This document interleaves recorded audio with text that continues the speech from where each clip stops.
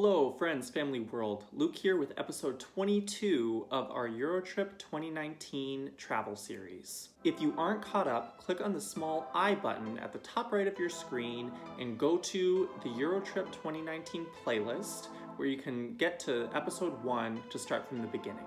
If you haven't already, also be sure to check out our last video, which was part 1 of our experience in St. Petersburg, Russia. Alright guys, let's dive into St. Petersburg Part 2.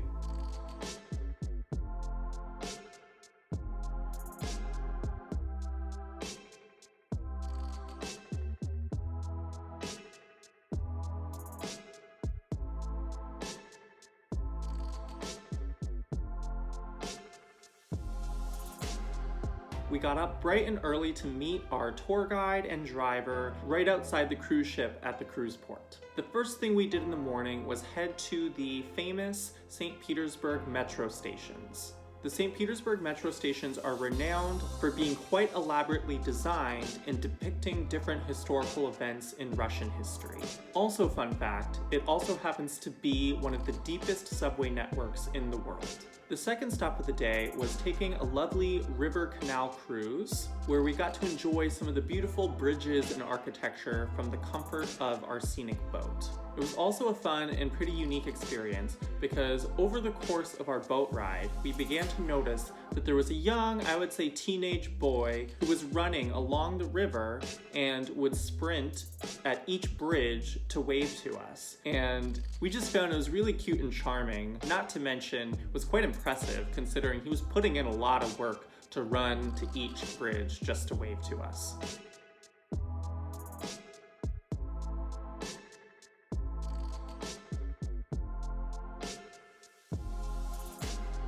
After this, we headed to the Peterhof Palace, as well as the surrounding fountain park and gardens. It was originally commissioned by Peter the Great as a direct response to the Palace of Versailles in France. It's truly an awe-inspiring thing to see. We were just blown away by how beautiful it was. Pictures and videos really don't do it justice.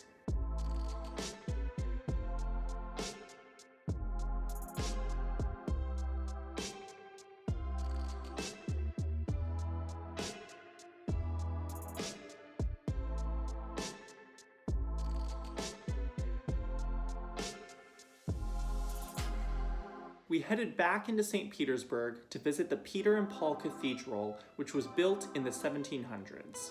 This is the burial place of all of the major Russian czars. Also, probably most notably, this is where Princess Anastasia is buried.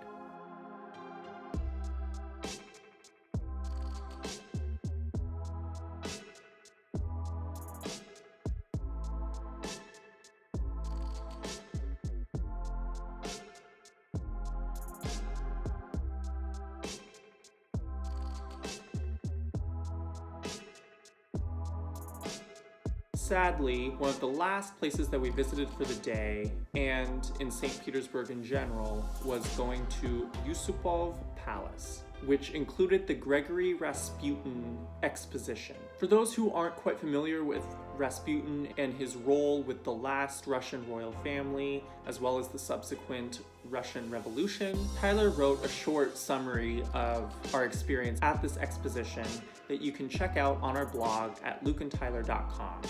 I'll also post a link to the particular blog post in the description box below.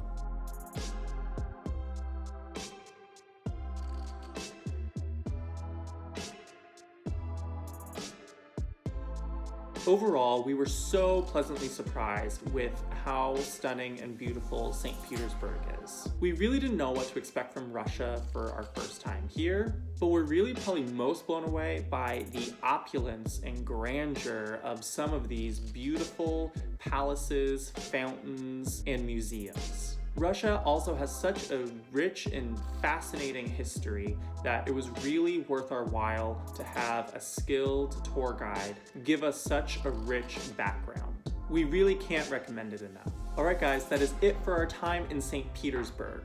If you haven't already, be sure to give this video a like, a comment, and subscribe for more videos like this. Stay tuned for our next video where we take you to Helsinki, Finland and Stockholm, Sweden, and it also happens to be our very last episode of this Eurotrip 2019 travel series. Hope to see you there. Bye!